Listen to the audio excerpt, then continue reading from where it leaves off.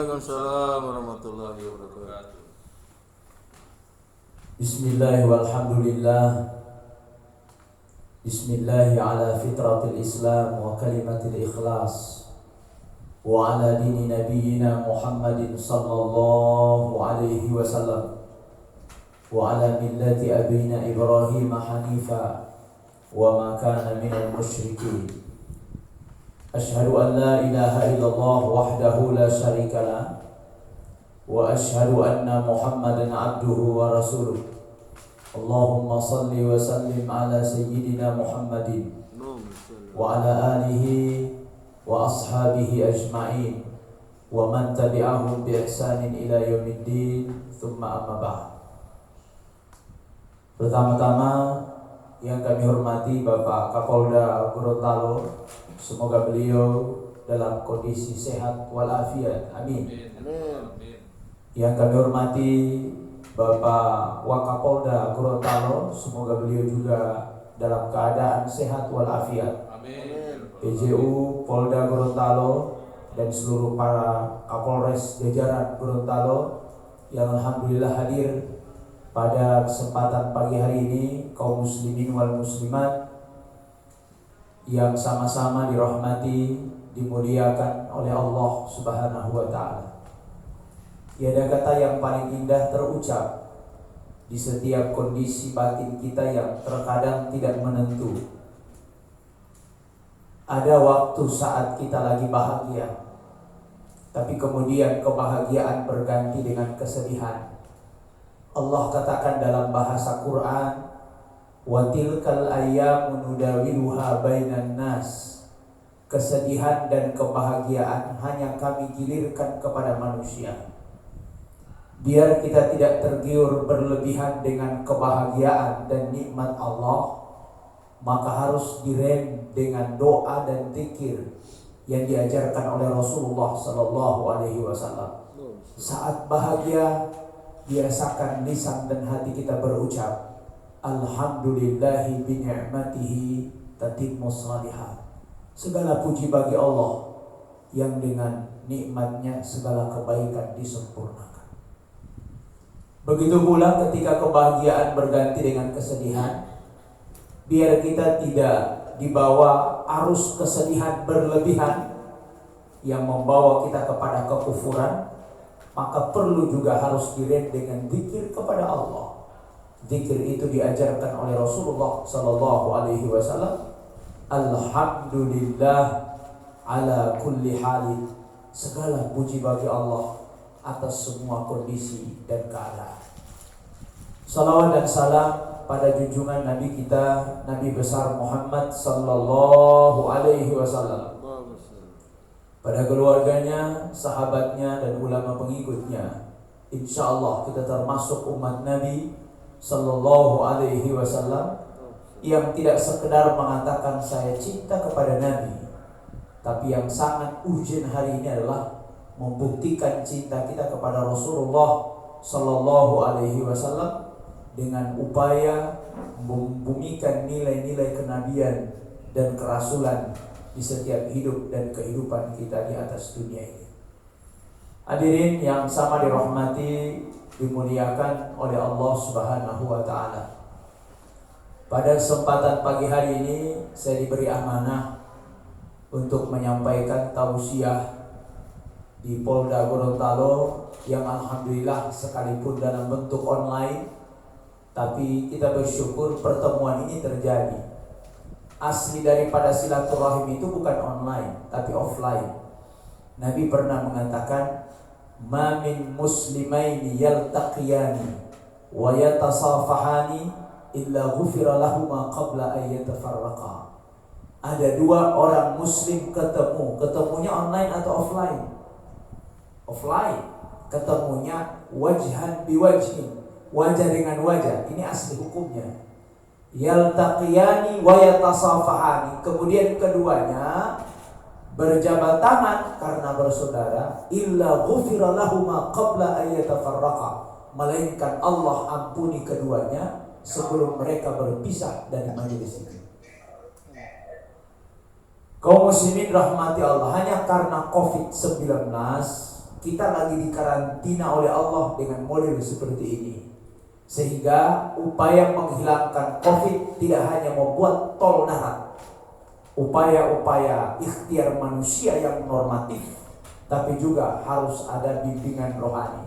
Karena itu kita bilang, di samping kita dituntut untuk memberdayakan diri, memperkuat fisik kita dengan kekuatan imun, tapi juga harus ada yang kedua, apa yang kita sebut dengan kekuatan iman. Ya, jika imun tercapai, iman pun tercapai, Bapak Ibu, maka Allah katakan akan berikan yang ketiga disebut aman. Imun, iman sama aman. Maka jamaah sekalian rahmati Allah Subhanahu wa taala, apa pentingnya kita harus bimbingan rohani seperti ini? Yang pertama, Bapak Ibu, apapun profesi kita, mau kita seorang petani, tenaga pendidik, ataupun pejabat apa, beda jabatan, status sosial kita, model pakaian pun berbeda, Pak. Tapi ada satu titik tekan dari semua lintas kehidupan kita. Apapun profesi kita, pasti satu saat kita ini butuh agama, itu maksudnya. Mau pejabat model apa kita butuh intervensi Allah. Kita butuh pemberdayaan spiritual. Ini sekalipun jamaah serahmati Allah, siapapun dia, karena dia diciptakan oleh Allah dengan agama itu. Kullu mauludin yuladu 'alal fitrah. Setiap bayi yang lahir dilahirkan oleh Allah dengan fitrah. Fitrah itu apa? Ada potensi ketuhanan yang ada pada diri manusia yang ingin kita harus berdayakan. Nah, ini terkadang redup. Yang lebih di negeri ini, Bapak Ibu, lebih banyak jamaah serahmati Allah, pemberdayaan manusia dari sisi intelektual. Dari satu sisi memang harus, bahwa SDM itu harus dari sisi intelektual, al-quwah al-fikriyah dalam bahasa agama. Tapi jangan lupa al-quwah al-fikriyah, kekuatan intelektual kita, rasionalitas kita, itu harus diimbangi dengan kekuatan spiritual. Sehingga kecerdasan oleh para pakar psikologi dibagi tiga: kecerdasan intelektual, kecerdasan spiritual. Jika kecerdasan spiritual ini terpenuhi, maka secara otomatis akan muncul kesadaran, dan kecerdasan ketiga disebut dengan kecerdasan emosional. Nah, ini yang kurang, sehingga muncul jamaah rahmati Allah. Mohon maaf, kasus korupsi di Indonesia itu tidak dalam pandangan saya tidak bisa dihilangkan, hanya bisa dikurangi volumenya. Karena kenapa? Di sebahagian kita itu jadi tradisi. Padahal mereka yang berpendidikan tinggi, berstatus sosial yang sangat luar biasa, tapi kenapa masih bisa melakukan seperti itu? Sebabnya satu, keringnya spiritual kita tidak mampu menghadirkan eksistensi Tuhan dalam profesi.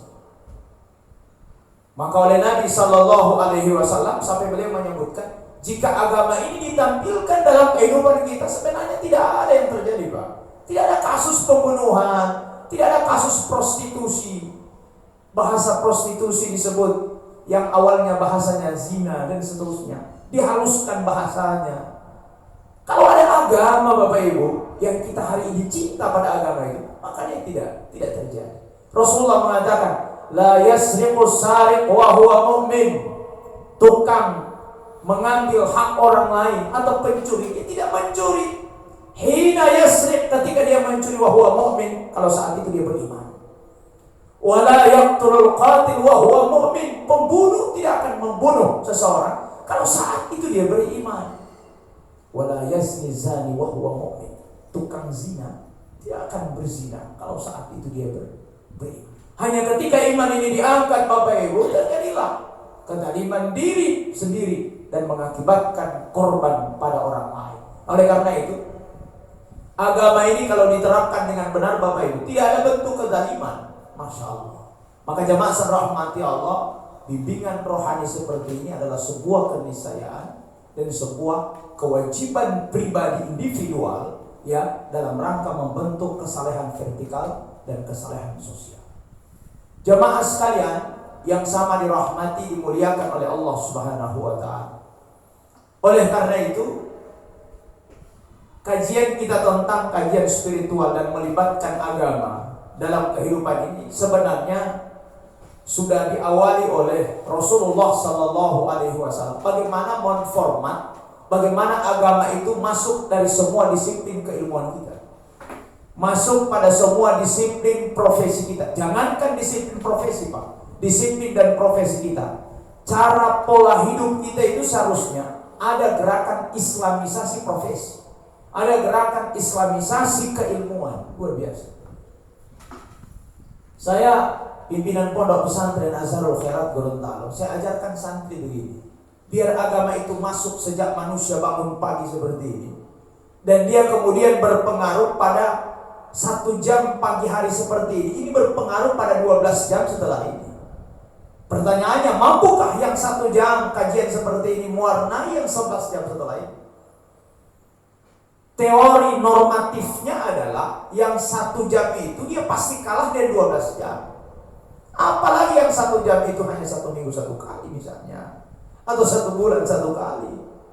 Tapi dikembalikan kepada kita masing-masing. Maka oleh karena itu, bagaimana profesi kita ini menjadi, jadi tidak ada sebenarnya dikotomi ilmu pengetahuan, tidak ada sebenarnya dikotomi profesi. Tidak ada yang mengatakan bahwa kalau orang dosennya dosen agama dia yang masuk surga, sementara orang yang tidak kerja, bukan ustaz, dia ngajar dan seterusnya di tiap. Tidak ada dikotomi pengetahuan. Peradaban Islam dibangun oleh Rasulullah dengan letupan 1 kalimat, 1 kata yang disebut Iqra.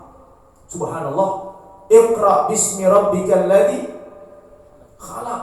Dari Iqra ini Bapak Ibu meletupkan peradaban Islam yang sangat luar biasa. Di sana ada akidah, di sana ada syariat, di sana akhlak. Bacalah dengan nama Tuhanmu yang menciptakan. Coba kita baca itu Quran. Kalau Iqra itu Bapak Ibu, Masya Allah, nilai spiritualnya ada. Perintah pertama Iqra, tapi setelah dibaca Iqra bismi rabbikal ladzi khalaq, tidak ada objek yang dibaca. Beda dengan Quran surat Al-Isra, Iqra kitabaka, bacalah olehmu kitab itu. Berarti yang dibaca adalah kitab. Tapi ini ayat pertama turun Iqra bismi, bacalah dengan nama Tuhan. Karena Rasulullah ummi, tidak tahu baca, tidak tahu nulis, dia hanya mengatakan ma'ana biqari'in, saya tidak tahu baca wahai Jibril. Kalau Rasulullah seperti kita saat ini cerdas ya Rasulullah di zaman itu kasihan ummi, dan itu mukjizat sampai dia bisa baca. Kalau dia hidup di zaman terbuka sains dan teknologi, pasti dia akan bertanya, Bapak Ibu, Iqra ya Muhammad, dia katakan apa yang saya baca? Objek itu tidak ada, Bapak Ibu. Maka itu artinya apapun model bacaan kita, selama dia manfaat, maka dia adalah sesuatu yang baik. Artinya apapun profesi kita, apapun kerja kita, selama dia manfaat Bapak Ibu, maka nilainya adalah nilai spiritual. Oleh karena itu islamisasi profesi itu ada di ayat selanjutnya. Iqra bismi rabbikal ladzi khalaq. Bacalah dengan nama Tuhanmu. Artinya apa saja yang kita baca, apa saja profesi kita, apa saja pekerjaan kita, tapi yang diminta oleh Allah bismi rabbika. Semua profesi keilmuan, disiplin keterampilan itu diharapkan atas nama Allah. Ini bismi rabbikal ladzi khalaq. Maka jamaah sekalian rahmati Allah, perlu melibatkan Allah, perlu melibatkan Bapak Ibu nilai-nilai langit ini untuk diterapkan dalam kebutuhan bumi. Saya nulis buku terakhir saya,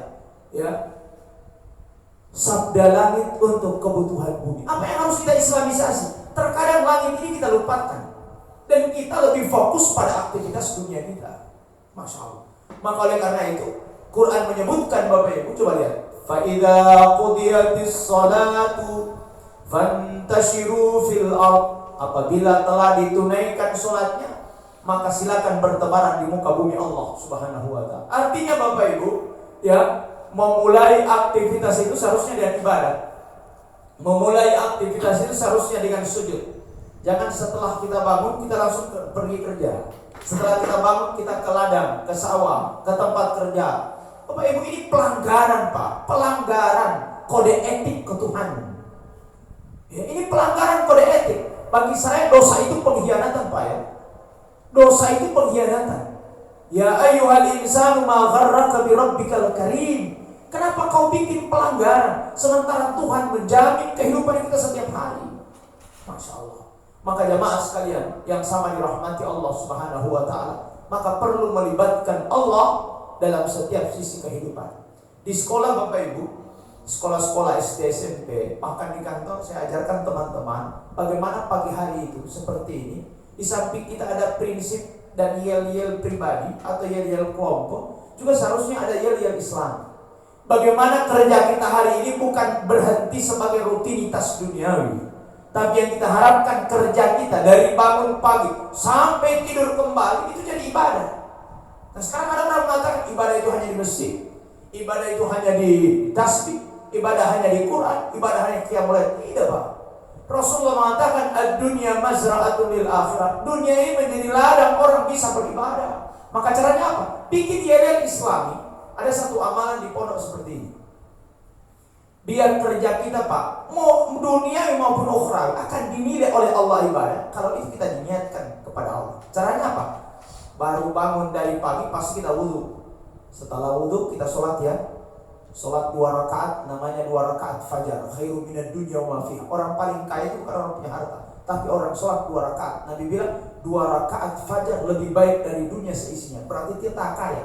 Orang tahu ya. Setelah itu dia sholat subuh. Setelah subuh harus ikrar. Ada namanya ikrar.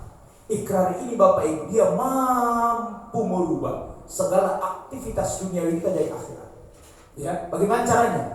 Ikrar ini harus kita ikrarkan di hadapan Allah. Setelah bangun dari tidur, kita bilang, ya, ada penggalan kalimat di iftitah, tidak baca semua, tapi ada yang di tengah. Sebenarnya itu yang merubah semua amalan kita menjadi kebaikan. Apa? Bacaannya kita bilang sama Allah, inna sholati wa nusuki wa mahyaya wa mamati lillahi rabbil. Yang sholat pasti dia hafal itu. Iftitah itu ada 2. Ada Allahumma ba'id baini dan ada inna sholati. Dari inni wajjahtu atau wajjahtu wajhiyah. Maksud saya diambil saja penggalan kalimat di tengahnya. Ya Rabb, hari ini saya bangun, saya ingin ikrar kepadamu. Apa yang harus kita ikrarkan kepada Allah? Inni, ya Allah, ya inna sholati. Terjemahkan, sesungguhnya sholatku, mau sholat dari sunnah sampai wajib. Wa nusuki, dan semua ibadahku dari yang kecil sampai yang besar. Wa mahyaya, hidupku dari bangun sampai tidur kembali.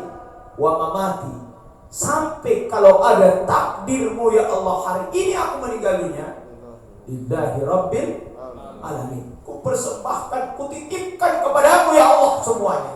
Subhanallah. Bapak Ibu, kita ucapkan itu 3 kali. Pakai sandal dihargai oleh Allah dengan kebaikan. Ya. Bapak Ibu yang pakai masker, Ustaz, rutinitas pakai masker ini bukan pekerjaan yang besar, hanya pakai. Tapi karena pakai maskernya kita titipkan kepada Allah dengan inna salati, dihargai oleh Allah kebaikan. Mau ke toilet, mau kamar mandi, dihargai. Kenapa? Kita titipkan. Nanti hari kiamat jamaah rahmati Allah, saat kita dikumpulkan oleh Allah, kemungkinan ada yang protes, ya Rabb, saya tetangga fulan bin fulan, dia sholatnya hanya 5 waktu, tidak ada qabliyah, tidak ada ba'diyah. Saya qiyamul lail, saya tahajud, saya baca Quran, saya baca salawat. Masya Allah. Kok kenapa amalannya lebih besar, lebih berat dari amalan saya? Saya yang tahajud, dia tidak tahajud. Saya baca Quran, dia hanya 5 waktu ya Rabb. Tapi kenapa lebih berat amalannya dari saya? Maka pasti akan ada jawaban hari kiamat. Benar, kau qiyamul lail, kau tahajud, kau baca Quran, kau baca salawat. Dianya hanya 5 waktu. Tapi kenapa amalannya lebih berat? Jawabannya, dia hanya 5 waktu, tapi aktivitas secara keseluruhan dia, itu dia titipkan kepada aku. Kau yang kau titipkan hanya qiyamul lail, yang kau titipkan hanya tahajud, yang kau titipkan hanya bacaan Quran. Dia pakai sandal ke toilet, dia bilang lillah. Dia pakai baju, pakai masker, lillah, lillahi ta'ala. Yang kecil bertambah, jadilah dia menjadi sesuatu yang lebih besar. Maka inilah yang dikatakan oleh Nabi SAW, ad-dunya mazra'atun lil akhirah. Apapun profesi kita niatkan kepada Allah Subhanahu wa ta'ala. Jemaah sekalian yang sama dirahmati, dimuliakan oleh Allah Subhanahu wa ta'ala. Berikut adalah wujudkan dalam profesi dan kegiatan kita bahwa kita adalah wa ana minal muslimin. Ini yang kurang, Pak. Wa man ahsanu qawlan mimman da'a ila Allah wa amila salihan wa qala innani minal muslimin. Saya muslim. Identitas kemusliman kita itu bukan hanya dalam lisan, tapi juga Bapak Ibu. Wa ana minal. Kenapa Bapak tidak buang sampah di sembarang tempat? Oh tidak, saya tidak buang. Kenapa Bapak sangat rapi? Ana muslim. Saya muslim. Kenapa Anda tidak korupsi? Ana muslim. Kenapa Anda disiplin? Saya muslim, identitas muslim itu. Ya, saya muslim. Persoalannya jamaah rahmati Allah, itu artinya ketiadaan kedisiplinan atau pelanggaran sesuatu, baik dalam skala vertikal maupun dalam skala sosial, itu bisa saja indikasinya bahwa keislaman kita yang tidak sempurna. Ya, Anda muslim. Ini di Gorontalo, Pak. Ada tradisi Gorontalo, kalau ketemu simbol kesyukuran tidak ada, muslimnya tidak muncul. Belum aku ini kalau ada yang bisa Gorontalo, walau kabar Pak, apa kabar hari ini? Orang Gorontalo rata-rata bilang biasa. Besok ditanya, walau kabar biasa. Ngomongin boleh, besok apa kabar? Biasa. Orang Gorontalo, luar biasa. Subhanallah. Kenapa bilang biasa, Pak? Begitu banyak yang di rumah sakit hari ini yang sakit. Jangankan yang sakit, yang sehat. Berharap hari ini bisa hidup, Pak. Masya Allah. Tapi ada ketentuan Allah Subhanahu wa ta'ala. Sesudah subuh dia sudah dijemput oleh Allah. Dia berharap hidup. Hari ini kita tidak, apa yang Bapak Ibu yang hadir hari ini, tadi malam berharap ya Rabb kasih hidup saya besok? Tidak. Apa ada orang berharap dalam doanya tahajud tadi malam besok dia ingin hidup? Tidak. Gratis kehidupan kita hari ini, tapi Allah berikan saat kita hidup pagi-pagi. Walau kabar nih Pak, biasa. Lo mana tanggulan gak biasa? Coba lihat, mindset kita Bapak Ibu bukan kesyukuran tapi kekufuran. Orang berdoa ingin hidup dimatikan oleh Allah. Kita tidak berdoa hidup, kita bilang biasa. Kenapa bilang biasa? Hidup ini luar biasa, Pak. Sehingga caranya apa? Islamisasi tradisi kita, rubah, bongkar kebiasaan lama, kata Iwan Fals. Dari apa?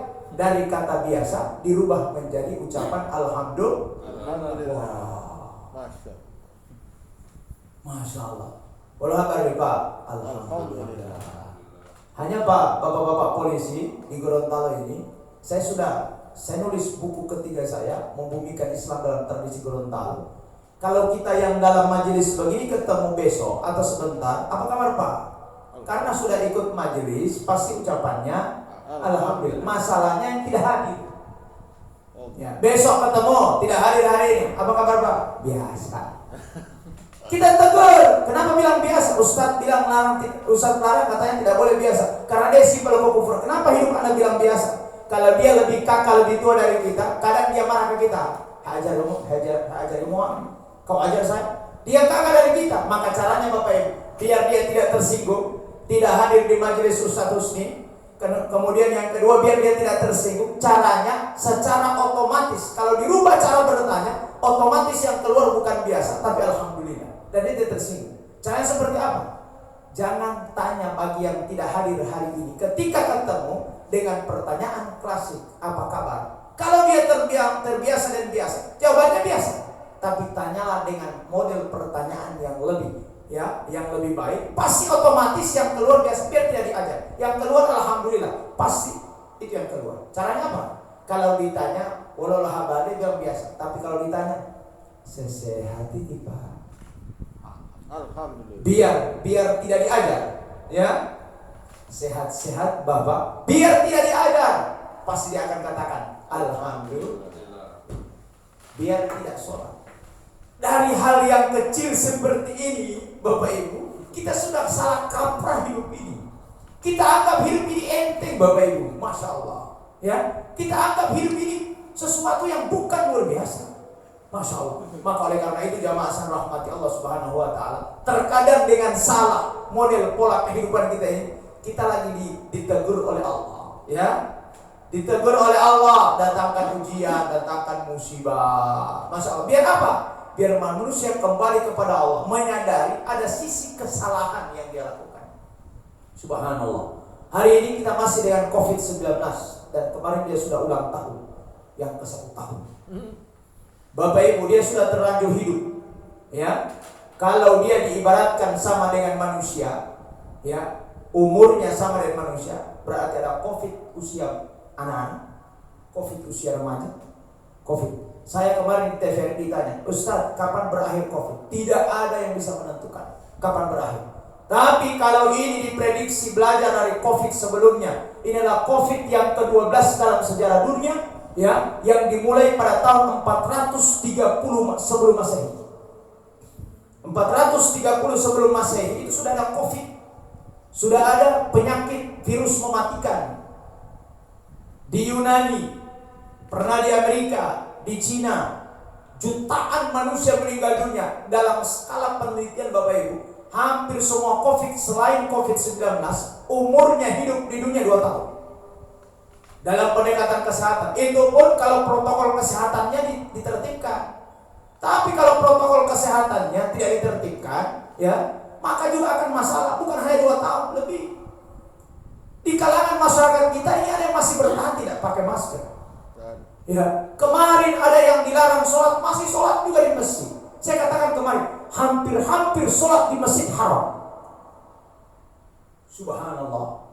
Jamaah rahmati Allah, orang masih punya pemandangan yang sangat normatif. Orang katakan ini virus dan seterusnya. Kita mau sholat ingin 27 derajat, ya, dapat pahala. Itu dalam kondisi normatif, Pak. Social distancing itu bagi saya, di samping kita menunggu pemerintah kemarin, jangan lagi menunggu itu. Regulasi kenabian, social distancingnya ada. Orang bilang mana tidak ada dalil. Tidak usah nunggu regulasi pemerintah. Ada sebenarnya sudah awal dari Nabi kalau kita muslim. Satakunu fitanun, akan ada virus akan menyebar kata Nabi. Bagaimana ya Rasulullah? Sayakunul qaidu khairu minal qaim. Ketika virus itu ada, orang yang duduk masih lebih aman dari yang berdiri. Al-qaim khairu minal mashi, yang berdiri masih lebih aman daripada yang jalan. Wal mashi khairu minas sa'i, dan yang jalan masih lebih aman dari yang jalan-jalan. Ya Rasulullah, kalau itu terjadi di masa kami setelah pasca kenabian, kira-kira regulasinya apa? Ini bukan MUI, ini bukan pemerintah, regulasi kenabian. Ketika Rasulullah ditanya, maka Nabi bilang, kunu ahlasa buyutikum, menetaplah di rumah aja. Subhanallah, menetaplah di rumah, itu dari Nabi Bapak Ibu. Maka dikuatkanlah oleh Majelis Ulama Indonesia, dikuatkanlah oleh kepolisian, dikuatkanlah oleh pemerintah. Sudah ada regulasi kenabian, Masya Allah. Maka jamaah sekalian rahmati Allah Subhanahu wa ta'ala, kita ditegur gara-gara apa? Terkadang hal-hal yang kita lakukan kita tidak sadari sebagai sebuah kekufuran, sehingga Allah Subhanahu wa ta'ala menegur kita dengan hal-hal yang sifatnya ujian dan musibah ini.